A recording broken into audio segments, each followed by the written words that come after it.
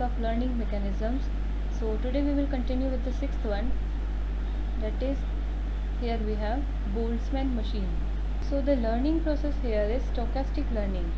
So it means the learning performed here is non-deterministic, or learning behavior cannot be determined.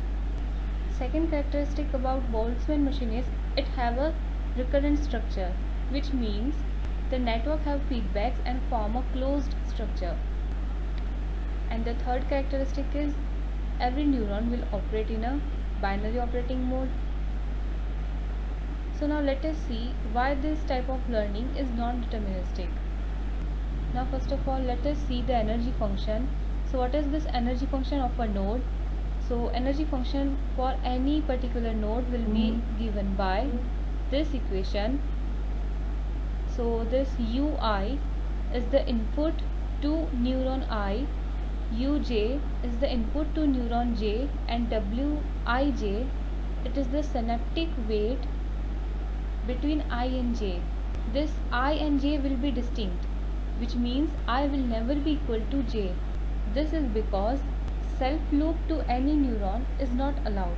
Now consider this given network. The output for this network can be determined either by a single neuron or with the help of set of neurons, which means the output can be either the value of a single neuron or it can be a vector from multiple neurons.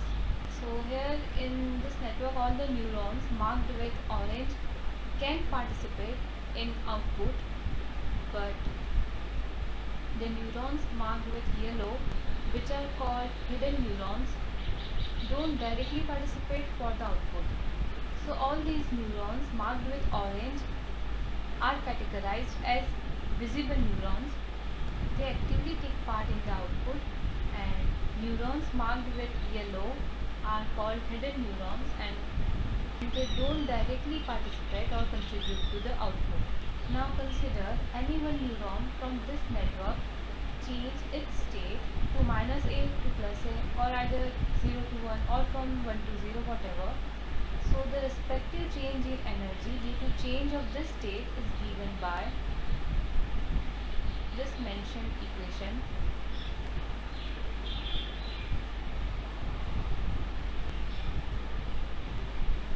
Where this ui is the input to neuron X,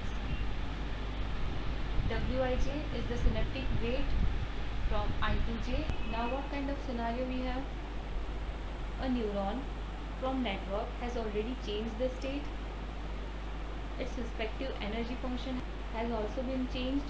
So now we have to take into account the probability that this whole network will accept a particular change in neuron, whether it will accept or not. So this probability of acceptance can be given with the help of this equation, and here t is the control parameter, which is always inversely proportional to our energy function. Now as we have discussed above, the whole network was divided into two types of neurons. One was a set of visible and second was hidden neuron. So visible are again classified into free state and clamped one.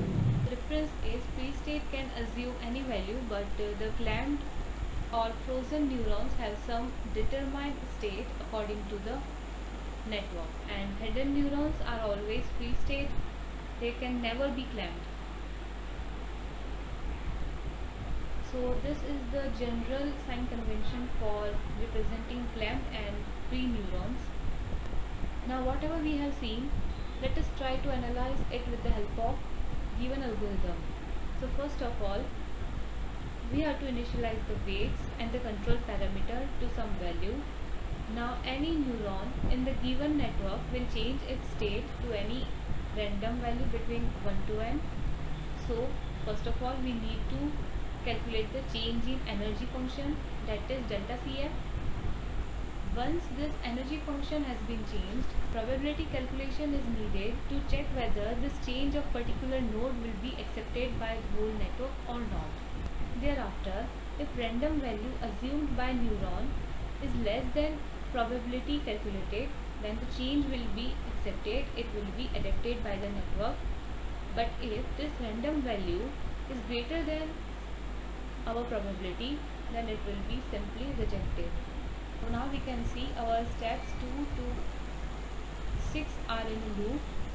So after this calculation is over for all the nodes which have changed the state, the control parameter t will be updated as per this. Now if this controlling parameter t reaches to some specified determined value, or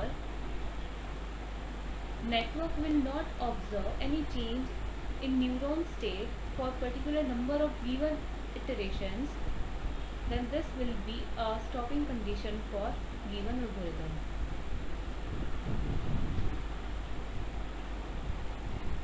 So this was the concept of Boltzmann learning.